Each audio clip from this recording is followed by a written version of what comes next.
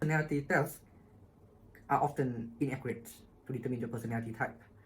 It can change from time to time, and it can be inaccurate depending on your mood or how well do you know yourself. And if you are familiar with the many biases that our human brain tend to have, you would not be surprised that a lot of people don't have a very accurate and objective view and assessment about themselves when they put the result on the test. So from my experience, learning about the cognitive functions can be a much more powerful and more accurate way for you to know about your type and your preference. A lot of people are confused. They don't know whether they are introverts or extroverts, or they don't know whether they are more feeling dominant or thinking dominant, and taking the test probably won't help. So let's take a step back and ask ourselves, what is the definition of introvert, extrovert, and feeling and thinking? So introversion and extroversion fundamentally is about the difference between your inner world and the outer world. Carl Jung have proposed that each of us have a very clear boundary between our identity, ourself, versus the outside world that is not part of ourselves. It can be other people, it can be activities, it can be external experiences that we don't identify with. So introverts are simply people who consistently prioritize and orientate their decisions, their perception towards the inner thoughts, their subjective thoughts, their identity, things that are more unique to them when they make decisions. While extroverts is the opposite, they tend to orientate towards the outside world when they make decisions or judgments. Meanwhile, thinking and feeling, in a Jungian definition, thinking is impersonal decision making, while feeling is personal. It means that thinking dominant people, when you think, you want to be impersonal. You want to put yourself and your subjective preference out of the situation.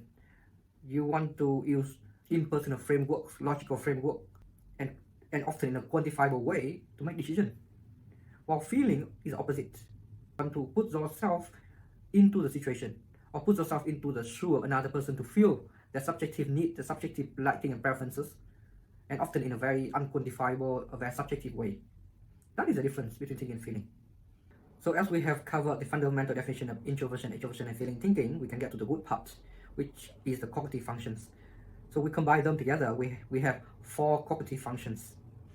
And because introversion naturally opposes extroversion, feeling naturally opposes thinking, it results in these cognitive functions that we all have, but they are in different order, different strengths, because you cannot be good at both. If you are strong in one function, the other will be naturally weak and suppressed. So for example, in the case of thinking and feeling, you can have introversion and feeling, which is introverted feeling. Someone who is dominant in introverted feeling is very naturally good at feeling and honoring and sticking to their subjective preference, liking and disliking for things. They are very good at honoring their subjective values and morals. And similarly, they are very good at honoring and accepting other people's subjective individual preferences, that everyone is unique in their own way. But as a result, they are naturally weak at the opposite function, which is extroverted thinking. Extroverted thinking is supposed to be very good at logically and impersonally optimizing resources, managing resources and people, and making impersonal decisions that affect the tribe, affecting everyone, affecting the bottom line to make things faster, better. They're natural leader, and so introverted feeling dominant people, they are quite clumsy, they're quite weak with managing and being productive and making tough and fast decisions that affect everybody, because to them it can be very blunt and insensitive and harsh. On the other hand, and someone who is very strong in extroverted thinking, their natural leader, their natural boss, for example, but because they're so good at managing resources and making thinking about effectiveness and productivity, they are quite bad at actually empathizing with every single individual's subjective needs. Not possible to both be productive and thinking about the system, and at the same time thinking and appreciating every single people's subjective needs. And so that's why sometimes they are very good at empathizing with individuals, or even recognizing their own individual needs. So similarly, in the case of extroverted feeling, if introverted feeling is about honoring your subjective preference and liking, extroverted feeling is very good with recognizing and making decisions based on what the tribe, that everyone will like, making decisions that are popular. And those people are very good with, like hosting party, making everyone happy. They can be very self-sacrificing as an introvert feeler. But as a result, they are often neglecting and they are weak with introvert thinking, which is supposed to be very taking care of their individual needs and benefits. So they are quite weak and they often neglect to ask themselves whether making everybody happy will be good for them, will benefit them logically. In the opposite way, someone who is very strong in introverted thinking is naturally very good with using logic and impersonal decision making to gain leverage, to gain quantifiable gain and leverage, like a scientist.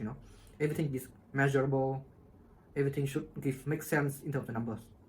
But because they can be so calculating in that respect, they forget to take into account the subjective needs, to forget to make people happy, that people are individual with their own needs. So someone who is strong in introvert thinking is naturally weak at accommodating and being pleasant to the people around them. So you can look at this table and you can tell me maybe in the comment whether is any of these function and weaknesses strike you as your pattern. So as you can see, it's very clearly that if you can identify with one or two of these functions, not only you can have a much clearer sense of your own type, your own preference as an introvert, extrovert, or as a feeler or thinker, but it also gives you a much better sense of your natural strengths and weaknesses and what should be your growth path to improve your weaknesses and grow yourself as an individual in the future.